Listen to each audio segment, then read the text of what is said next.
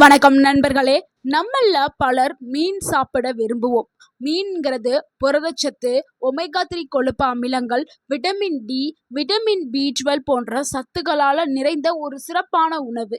ஆனால் மீன் சாப்பிடும்போது சில உணவுகளை சேர்த்து சாப்பிடுவது உடலுக்கு பலவிதமான பிரச்சனைகளை ஏற்படுத்தலாம்.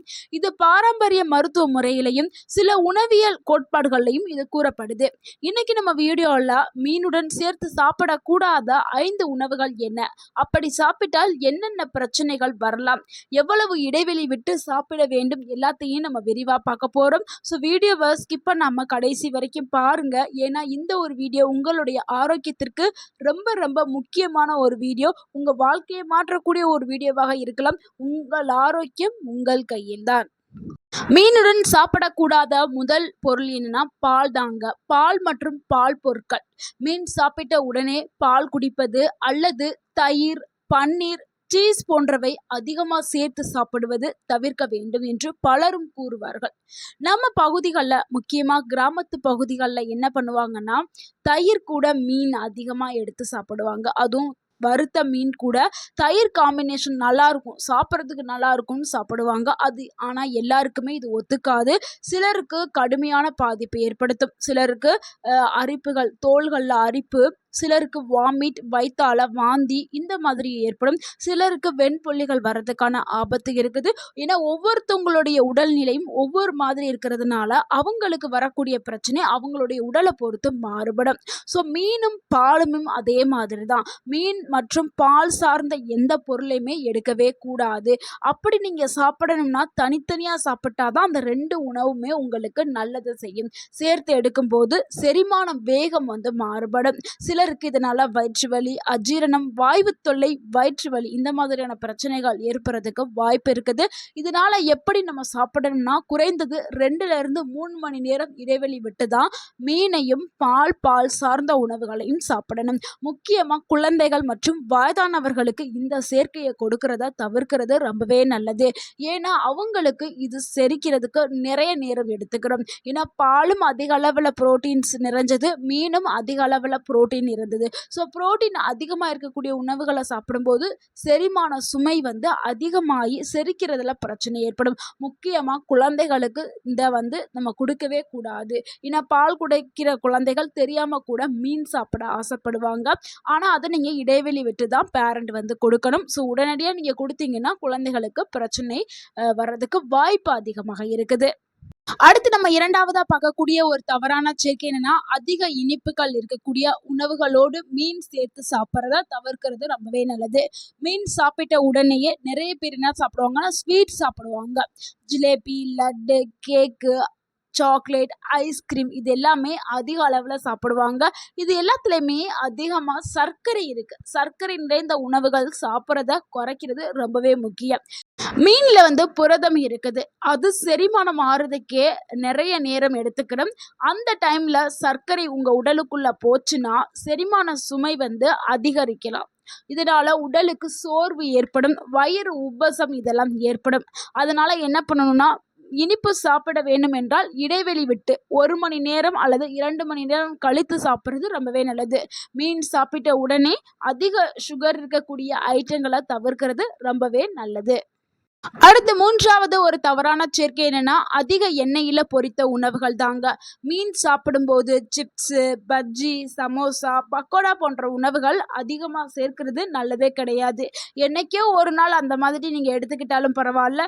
டெய்லி நீங்கள் ரொட்டீன் ஹேபிட்டாக வச்சுக்கிறாதீங்க. என்னைக்கோ மாதத்துக்கு ஒரு டைமோ இல்லை வருஷத்துக்கு ஒரு டைமோ நீங்கள் இப்படி சாப்பிட்டா ஒன்றாகாது. ஆனால் நீங்கள் வாரம் வாரம் இல்லைன்னா டெய்லியும் இப்படி சாப்பிட்டீங்கன்னா உங்கள் உடல் நலத்திற்கு கேடு ஏற்படும். ஸோ இது ரெண்டையும் நீங்கள் சேர்த்து சாப்பிடும்போது என்ன ஆகும்னா, மீன் ஏற்கனவே புரதம் நிறைந்த ஒரு உணவாக இருக்கிறதுனால அது கூட எண்ணெய் போய் சேர்றதுனால செரிமானம் மந்தமாகும், வயிறு கனமாக இருக்கும், உடல் எடை அதிகரிக்கும், கொழுப்பு போய் சேர ஆரம்பிக்கும். ஸோ ஒரு ஆரோக்கியமற்ற உடல் கிடைக்க ஆரம்பிக்கும். ஆரோக்கியமான உடல் வேணும்னா வேக வைத்த காய்கறிகள், அது கூட சாலட்டு, கீரை இது எல்லாமே சேர்த்து சாப்பிட்றது ரொம்பவுமே அவசியமானது.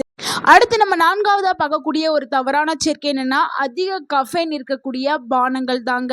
அதாவது மீன் சாப்பிட்ட உடனே காஃபி குடிக்கிறது, டீ குடிக்கிறது, ஸ்ட்ராங்கான டீ குடிக்கிறது, எனர்ஜிக்கு ஒரு ட்ரிங்க்ஸ் குடிக்கிறது, இது எல்லாத்தையுமே தவிர்க்க வேணும். ஏன்னா கஃபைன் என்ன பண்ணுதுன்னா சில ஊட்டச்சத்துக்கள உடல்ல உறிஞ்சப்படுறத அது பாதிக்குது. நம்ம மீன் எதுக்காக சாப்பிடுறோம்? மீன்ல இருக்கக்கூடிய ஊட்டச்சத்து முழுமையா நம்ம உடலுக்கு போய் நம்ம ஆரோக்கியமா இருக்கணுங்கிறதுக்காக தான் நம்ம மீனே சாப்பிடுறோம். ஆனா மீன்ல இருக்கக்கூடிய சத்துக்கள உடலுக்கு போக விடாம பண்ணிருது டீ, காஃபி. அதனால இந்த உணவு மட்டும் இல்லங்க, எந்த உணவு எடுத்துக்கிட்டாலுமே அந்த உணவுக்கு அப்புறம் நீங்க டீ, காஃபி குடிக்கிறத தவிர்க்கணும். அப்படி நீங்க குடிக்கணும்னா 1 மணி நேரம் இல்லைன்னா 1/2 மணி நேரம் கழிச்சாவது அட்லீஸ்ட் வந்து நீங்க எடுத்துக்கிறணும். ஸோ இடைவெளிங்கிறது ரொம்ப ரொம்ப முக்கியம். ஸோ 1ல 2 மணி நேரம் இடைவெளி விடுங்க. இல்ல என்னால இடைவெளியே முடியாது, நான் எடுத்தே ஆகணும் அப்படின்னா அட்லீஸ்ட் ஒரு 1/2 மணி நேரமாவது இடைவெளி விட்டு எடுக்கிறது ரொம்பவே நல்லது.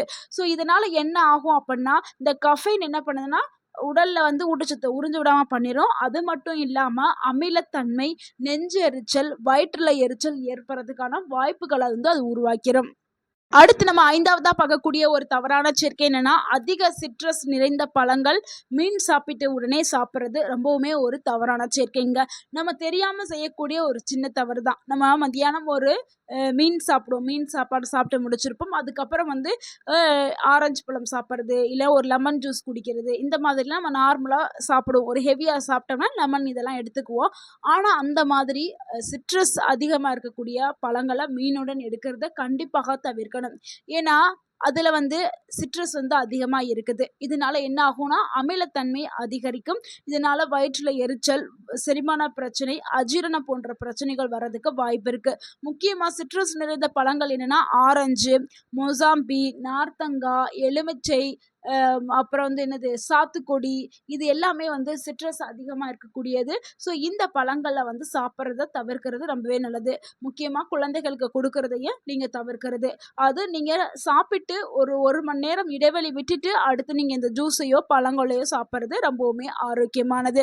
சாப்பிட்ட உடனே சாப்பிடாதீர்கள். அதே மாதிரி மீன் சமைக்கும் போது வந்து அதனுடைய இரும்பு சத்து உறிஞ்சதுக்காக லெமனை வந்து பிழிஞ்சு விடுவாங்க. அது பிழிஞ்சு விடலாம், ஆனால் சிறிதளவு மட்டும் பிழிஞ்சு விடுங்க, நிறைய பிழிஞ்சு விடாது.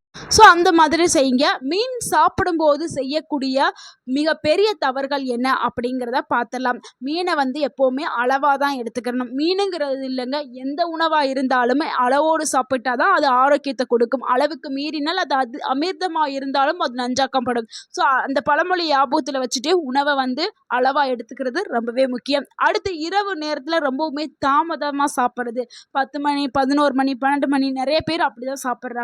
ஸோ அந்த டைம்லாம் சாப்பிட்டா செரிமானத்தில் பிரச்சனை ஏற்படும். ஸோ வேகமாகவே 7:30, 8 மணி, 8:30க்குள்ளே நீங்கள் முடிஞ்ச அளவுக்கு சாப்பிட பார்க்கணும்.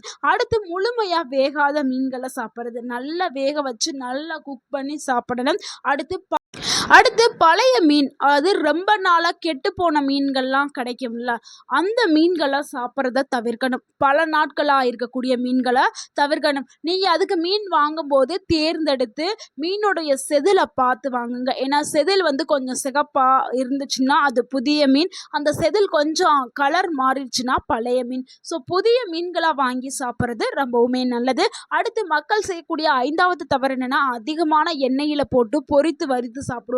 ஸோ அந்த மாதிரி மீனை சாப்பிட்றத தவிர்க்க வேண்டும். என்னைக்கோ ஒரு முறை நீங்கள் அப்படி சாப்பிட்டால் ஓகே, எப்பொழுதுமே மீனை அப்படி சாப்பிட்டீங்கன்னா உங்கள் உடலுக்கு ஆரோக்கியமற்றதாக மாறும். ஸோ மீனை இப்படி தான் சாப்பிடணும். மீன் கூட சேர்த்து சாப்பிட்றதுக்கான நல்ல உணவுகள் என்னன்னு பார்த்தலாம். மீன் கூட கீரைகள், காய்கறிகள், வெள்ளரிக்காய், கேரட், பச்சை பட்டாணி, முழு தானிய உணவுகள், அரிசி, கம்பு, கேழ்வரகு, இது எல்லாமே நம்ம மீன் கூட சேர்த்து சாப்பிட்டுக்கலாம். மீன் சாப்பிட்றதுனால கிடைக்கக்கூடிய ஆரோக்கிய நன்மைகள் பார்த்தலாம். இதயத்துக்கு ரொம்ப ரொம்ப ஆரோக்கியத்தை கொடுக்கும். மூளையோடைய செயல்பாடை அதிகரிக்கிறதுக்கு மீன் பயன்படுது.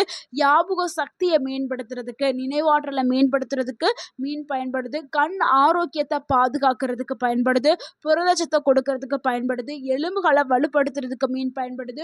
நோய் எதிர்ப்பு சக்தியை உயர்த்துறதுக்கு பயன்படுது. உடல் சோர்வை குறைக்கிறதுக்கு கிடைக்கிறதுக்கு பயன்படுது, தசைகளை வலுவாக வச்சுக்கிறதுக்கு பயன்படுது, ஆரோக்கியமான ஒரு முதுமை கிடைக்கிறதுக்கு மீன்கள் பயன்படுது. ஸோ இவ்வளவு நன்மைகள் கொண்ட இந்த மீனை நம்ம சரியான முறையில் எடுத்துக்கிட்டோம்னா அதில் இருக்கக்கூடிய ஊட்டச்சத்துக்கள் முழுமையாக நம்ம உடலுக்கு கிடைக்கும், நம்ம ஆரோக்கியமாக இருக்கலாம். நண்பர்களை இன்னைக்கு பார்த்த இந்த தகவல் உங்களுக்கு பயனுள்ளதாக இருந்திருந்தா இந்த வீடியோக்கு ஒரு லைக் பண்ணுங்கள், இந்த வீடியோவை உங்களுடைய ஃப்ரெண்ட்ஸ் அண்ட் ஃபேமிலிக்கு ஷேர் பண்ணுங்கள். மறக்காமல் நம்ம சேனலை சப்ஸ்கிரைப் பண்ணுங்கள், சப்போர்ட் பண்ணுங்கள், கமெண்ட் பண்ணுங்கள். தேங்க்யூ ஃபார் வாட்சிங் அண்ட் வாழ்க வளமுடன். உங்கள் ஆரோக்கியம் உங்கள் கையில் தான். நன்றி, வணக்கம்.